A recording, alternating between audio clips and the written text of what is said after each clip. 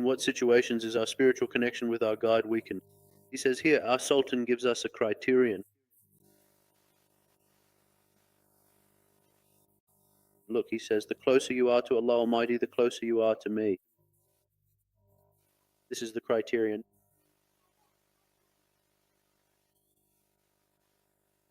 In other words, the farther you are from Allah Almighty, the farther you are from me as well.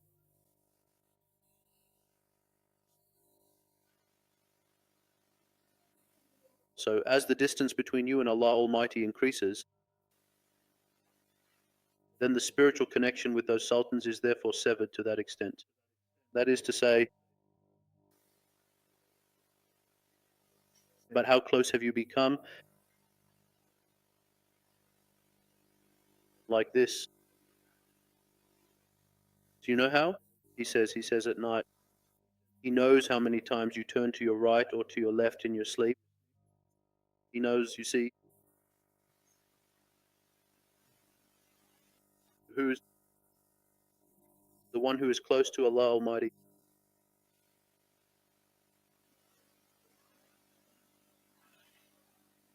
He also informs about the servant who has a sincere intention and tries to mend his relationship with Allah Almighty. As long as you maintain that connection, that's what matters.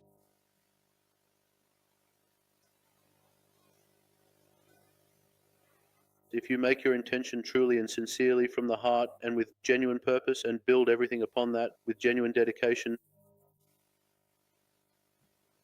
then that Sultan is already your helper in front of you and behind you, whether you see it or not. We have witnessed this in so many cases, you know. Not just what we've heard, but with our own eyes. These are things my Sultan personally recounted, I mean.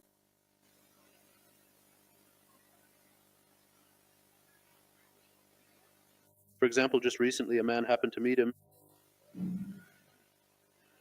He decided to take on something like this, and he had done it before too. Not long after he started his work, and after some initial challenges, that particular matter was eventually resolved in a satisfactory way. Now, how did he come back so amazed and bewildered? He says, my Sultan, I used to do this job before. He says, this is my area of expertise, he says. I know it very well, he says. I've never come across it being this easy before. He says, how did it get resolved so easily? He says, my Sultan, how on earth did this happen, I wonder? He says, how did it happen then?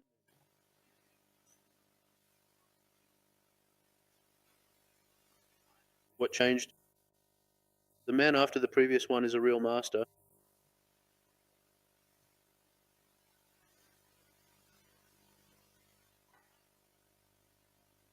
We need to be careful, just a little. Otherwise, huzur is at the door. Waqali says, if he had been careful, the dangers of the oil on top of the camel, he says the oil never touched the camel. It was floating in the air. But he says because he wasn't careful, he drove huzur away from his door. What is this oil supposed to be careful about?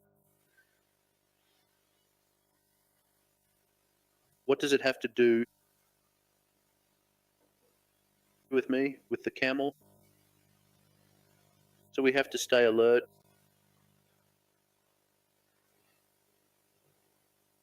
Teacher, there was someone, and it wasn't oil, it was a tar can. He was a real cigarette addict. Right before iftar, about 15 to 20 minutes before he started to get really agitated, he says he was thinking, if only the Imam would say Allahu Akbar so I could light a cigarette. And just at that moment, the doorbell rings. He opens the door and it's Huzur, peace be upon him, asking, do you need any tar? He says, come on, brother, what do I even need tar for at this hour? Honestly, I mean, to be honest, I'm already feeling it. The smoke has already gone straight to my head, you know. It just hits him right in the face. That's what I'm saying. If only he had paid attention, he says.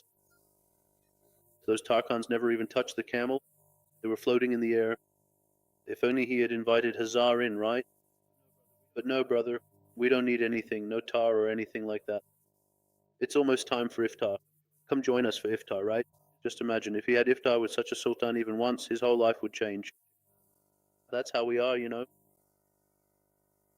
Did you see the opportunity he missed?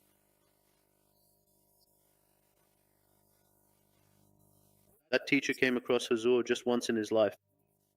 But look, we have such a sultan every day, every hour, every minute. Huzur is in our lives. It's worth more than countless Huzurs. Do you see? But unfortunately,